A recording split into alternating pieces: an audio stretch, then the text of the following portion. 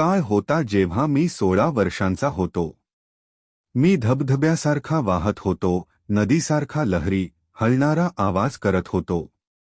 या वयात तुमचा पाय कधी घसरेल हे तुम्हाला कधीच कळत नाही. या वयात जेव्हा कोणी तुमचे कौतुक करते तेव्हा ते तुमचे स्वतःचे वाटते.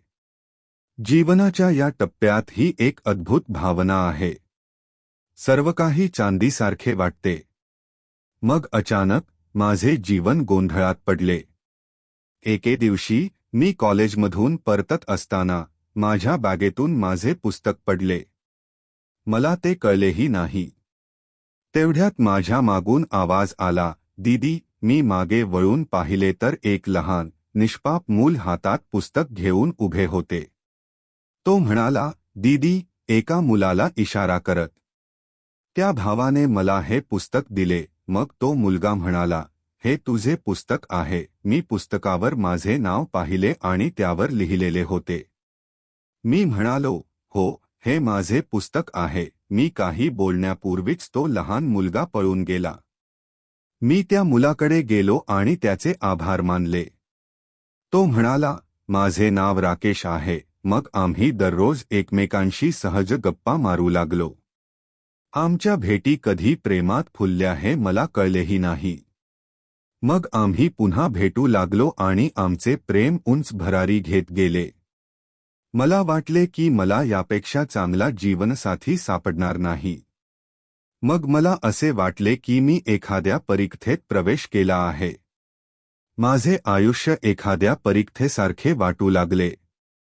एके दिवशी राकेशने मला सांगितले की त्याला त्याच्या वडिलांसोबत काही घरकाम करण्यासाठी 2 महिन्यांसाठी मुंबईला जावे लागेल. हे ऐकून मला खूप वाईट वाटले, पण राकेशची सहल तातडीची होती, म्हणून तो निघून गेला. एके दिवशी मला राकेशचा मेसेज आला की माझा फोन खराब आहे आणि आपण फक्त टेक्स्ट मेसेजद्वारेच संवाद साधू शकतो. हा माझा नवीन फोन नंबर आहे. मग मला एक SMS आला की, "चांदनी, मी उद्या काही महत्त्वाच्या कामासाठी परत येत आहे, फक्त एका दिवसासाठी. तू तिथे येऊ शकतेस का जिथे मी तुला थोड्या काळासाठी भेटायचो?" चांदनीने लगेच उत्तर दिले, "हो, नक्कीच." मग काय झालं? चांदनी खूप आनंदी झाली. ती पटकन तयार झाली आणि त्याला भेटायला गेली. खरोखरच एक अद्भुत दृश्य होते. सर्वत्र फुलांनी सजावट होती. वातावरण मधुर संगीताने गुंजत होते. संध्याकाळ होता, जणू ती हवेत बाहेर आली आहे. मग संगीताचा एक सूर ऐकू आला, "बहारो फूल बरसा. ओ मेरा महबूब आया है." ती स्तब्ध झाली. मग तिला आवाज आला की कोपऱ्यात खुर्चीवर एक रेशमी रुमाल ठेवला आहे, तो डोळ्यांवर बांधा. तिने तो रुमाल डोळ्यांवर बांधला. मग कोणीतरी तिचा हात धरला आणि ती त्याच्यासोबत चालू लागली. पण हे काय आहे? तिने मनात विचार केला की हा त्याचा स्पर्श नाही. मग तिने स्वतःला समजावून सांगितले, "अरे रे, तू असे का विचार करतेस? जर तो नाही तर तो दुसरा कोण असू शकतो?"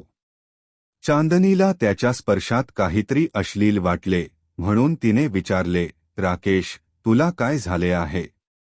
तू काही का बोलत नाहीस?" मग तिने डोळ्यांवरून रुमाल काढला आणि समोर एक अनोळखी व्यक्ती पाहून ती थक्क झाली. ती ओरडली, "तू कोण आहेस?